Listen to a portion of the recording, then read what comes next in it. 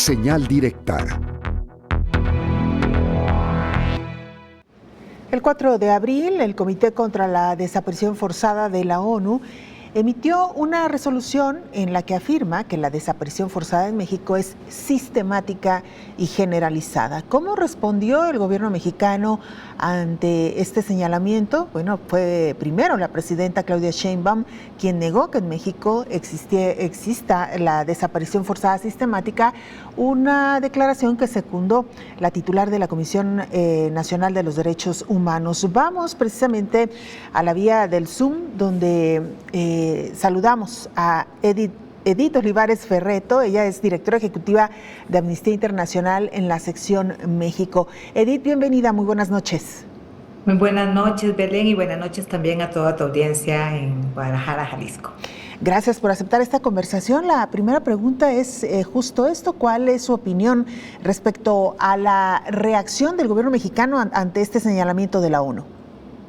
Bueno, yo creo, Belén, que hay que empezar recordando que el Comité para la Desaparición Forzada emite, digamos, o hace uso de este señalamiento frente al Estado mexicano después de más de 10 años en que colectivas y familiares de personas desaparecidas han estado brindando información al comité, y también el propio Estado mexicano ha brindado información al Comité contra las Desapariciones Forzadas.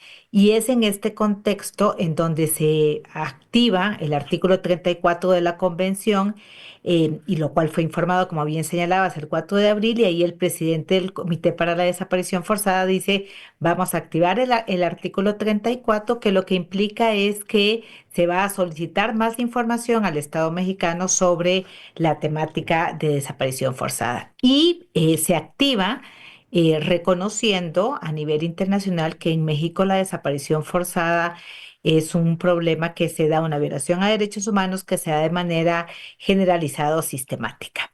Yo lo primero que tendría que decir es que no creo que haya nadie en este país que pueda negar que en México sí hay desaparición forzada y que es de manera generalizada o sistemática. Hay más de 127,000 personas desaparecidas en México, y siguen desapareciendo personas todos los días, Belén. En México desaparecen alrededor de 30 personas cada día, de manera que es innegable que es un asunto sistemático y generalizado. En prácticamente todas las entidades federativas del país hay personas desaparecidas o no localizadas, y además estas personas no son buscadas por el Estado mexicano, son buscadas por las propias familias, ¿no? Entonces, primero, este es un elemento de reconocimiento de que en este país sí hay desaparición forzada. Y segundo, Belén, llama mucho la atención que el Estado mexicano reaccione, o algunas autoridades reaccionen negando la desaparición forzada, porque estos señalamientos, Belén, a quien ofenden no es a las autoridades de Naciones Unidas, a quien ofenden es a las familias de las víctimas. Y creo que aquí hay que hacer un llamado a la reflexión a las personas titulares de varias de las dependencias de la Administración Pública Federal específicamente, y también del Senado mexicano, recordarles que a quien están ofendiendo cuando dicen que aquí no hay desaparición forzada es a esas familias de más de 127,000 personas que hoy van a dormir sin saber dónde está su familiar desaparecido. Claro. Edith, cuando la ONU se refiere a las desapariciones forzadas, habla tanto de las que son cometidas por agentes del Estado mexicano, tanto como aquellas que están a cargo o las ejecutan las bandas del crimen organizado. Fíjate que la definición que tiene la convención, no solamente el comité, sino la convención contra la desaparición forzada, que por cierto es una convención a la que México, de la que México es un estado parte, señala de manera muy clara que la desaparición forzada se da en dos condiciones: cuando hay secuestro o cualquier otra forma de privación de la libertad por parte de agentes del Estado, lo cual sí sucede en México. Es decir, en México sabemos que hay agentes de policía municipal, estatal, elementos de la Guardia Nacional, del Ejército, de la Marina, que han estado involucradas en la desaparición de personas. Y de hecho, bueno, yo últimamente he recordado mucho que las personas que fueron detenidas después del hallazgo que hicieron colectivas de buscadoras en el estado de Jalisco, en el rancho Izaguirre, son ex agentes de policía municipal. Es decir, no solo lo estoy diciendo yo, sino que lo dice el propio el Estado mexicano, que ha, por un lado, detenido, y además hay sentencias también de la Corte Interamericana que dan cuenta de que agentes del Estado han desaparecido a personas en México. Esa es directamente la participación de agentes del Estado.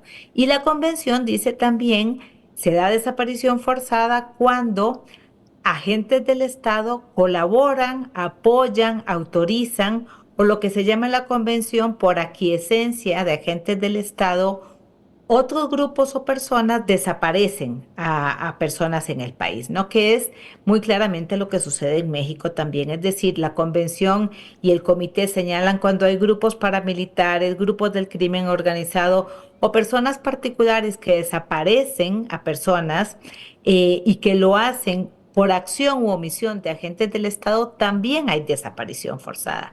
Y eso también sucede en México de manera cotidiana. No es posible que desaparezcan 30 personas cada día si no hubiera de alguna manera colaboración de diferentes agentes del Estado.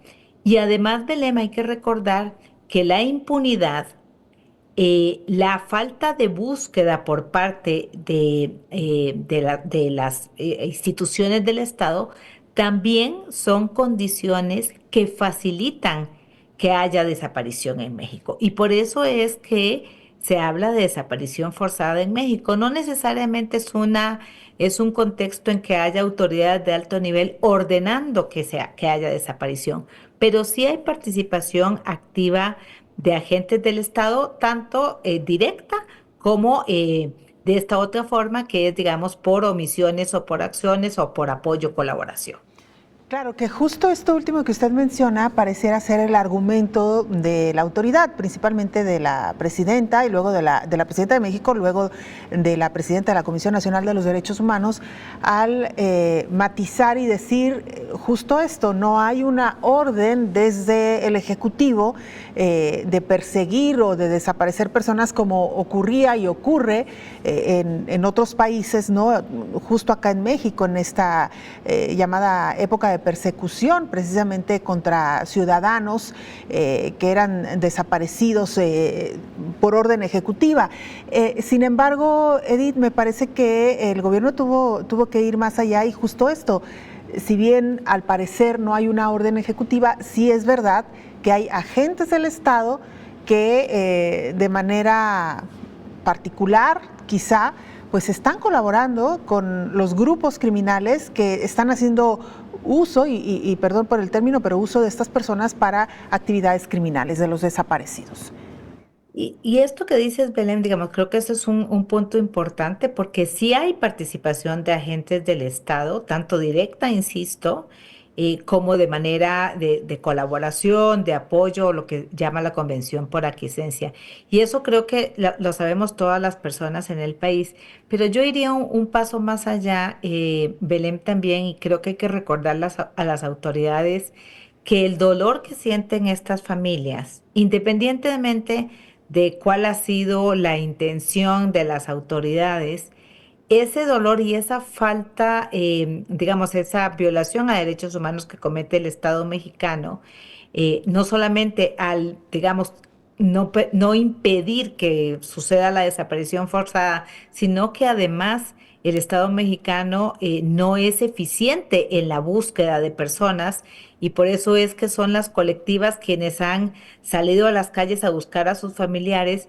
Esas condiciones persisten en el país y no hay desaparecidos como de primera o de segunda. No hay, digamos, no hay familiares de desaparecidos que sean más legítimos que otros. Creo que también ahí hay que llamar a la reflexión a las autoridades de que hay 127,000 personas en este país que están desaparecidas desde 1964 hasta la fecha, y que para esas familias es igual de doloroso, sea la razón que sea, o sea la gente que sea, que las haya desaparecido, porque me parece que aquí estamos en un falso dilema de cuáles son desaparecidos que son más importantes de buscar que otras, ¿no? Claro. Y me parece también ahí importante recordar que tanto los que fueron desaparecidos políticos, que por supuesto el Estado mexicano tiene una deuda también con quienes fueron desaparecidos en el periodo de la Guerra Sucia. Debo decir, por cierto, que ese fue justamente el periodo en que se fundó Amnistía Internacional en México, en ese periodo y justamente por una familiar de una persona detenida arbitrariamente.